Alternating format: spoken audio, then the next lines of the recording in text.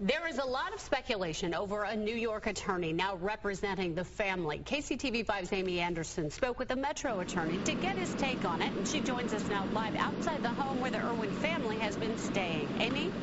Well, that's right, Karen. A local attorney says the fact that Lisa's parents have lawyered up isn't suspicious, but rather smart. And he says it's not a moment too soon. I was looking for...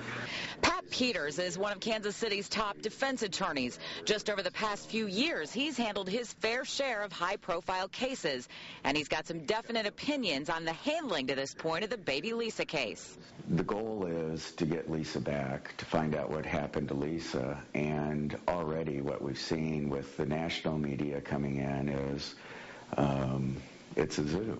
And that seems to have been lost in the shuffle. Peter says Deborah Bradley and Jeremy Irwin should have had an attorney from the get-go, not only to advise them against getting details of the case out into the public, but to prep them for police. I think any time somebody interacts with the police, you should have an attorney. Case in point, Deborah's initial claim she last checked on baby Lisa around 10:30, and days later saying it may have been more like 6:30.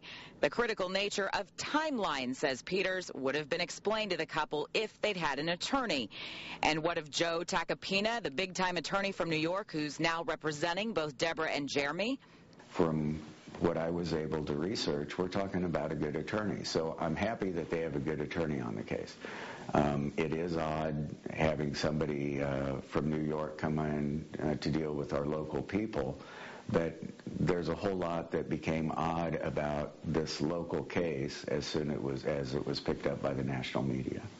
Peter says now that the parents are being advised, they can step back from the spotlight and concentrate on what matters most. They're going to be the grieving parents, hoping for some kind of word and hope against hope that this turns out happily. And a happy ending is, of course, what everyone would like to see in this case. Of course, if you have any information that might help in the investigation to find Lisa, call the TIPS hotline at 816-474-TIPS. Reporting live in the Northland tonight, Amy Anderson, KCTV5.